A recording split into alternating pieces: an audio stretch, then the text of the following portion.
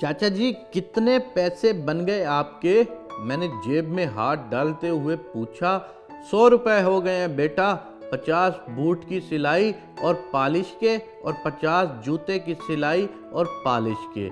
मैंने बाइक पे बैठे बैठे ही बेपरवाही से 50 के 2 नोट चाचा की तरफ लहरा दिए, जो हवा में मस्ती करते हुए चाचा जी के पाँव में जा गिरे।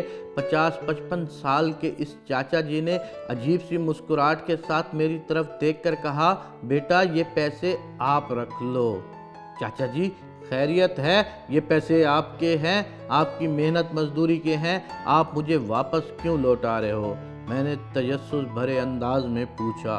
चाचा ने उदास, जख्मी और दुख भरी मुस्कुराहट से मेरे चेहरे का बगौर जायजा लेते हुए कहा, बेटा दौलत से ज्यादा अहम तहजीब और इखलाक है, और तालीम के साथ साथ तरबियत भी ज़रूरी है। मेरी पूरी तवज्जो उस चाचे की तरफ हो गई थी। बेटा इज़्ज़त नफ्स और बाइज़्ज़त रोज़ी हर एक की अव्वलीन तरजीह होती है। मेरा पेशा अगरचा हकीर है, लेकिन मेरी कमाई हलाल की है।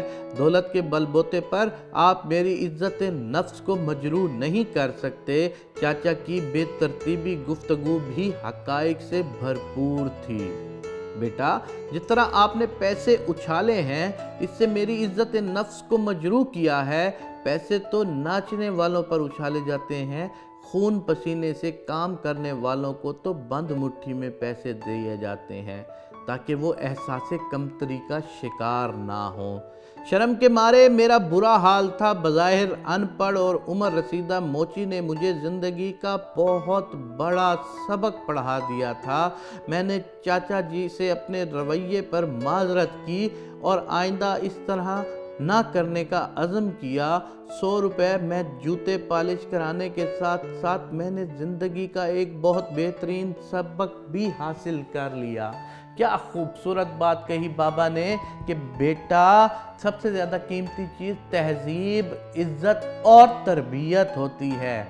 जिस बंदे के पास लाखों रुपए आ जाएं और उसकी तरबियत और उसमें तहजीब ना हो, वो लाखों रुपए कागज़ के टुकड़ों से ज़्यादा कीमती नहीं है। क्योंकि जिस बंदे में तहजीब नहीं है, जिस बंदे में बात करने का अंदाज नहीं है, जिस बंदे को छोटे बड़े की इज्जत नहीं है, जिस बंदे को पैसे देने की तमीज़ नहीं है, जिस बंदे को ये नहीं पता कि मैंने काम के पैसे दिए हैं, किसी पर एहसान नहीं किया, तो ऐसे पैसे पर 1 दफ़ा नहीं, 10 दफ़ा नहीं, अरे 1000 बार लानत भेजो आप सब लोग कि खुदावंद करीम ऐसा पैसा हमें मत दे जिससे हम किसी गरीब की इज्जत नफ्स को मजरूह करें या किसी गरीब को खुद से कमतर समझें और किसी की हलाल कमाई को उस पर ऐसे फेंकें कि जैसे नाचने वालों पर पैसा उड़ाया जाता है।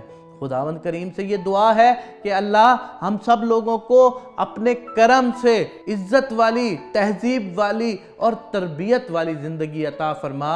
आमीन या रब्बुल आलमीन।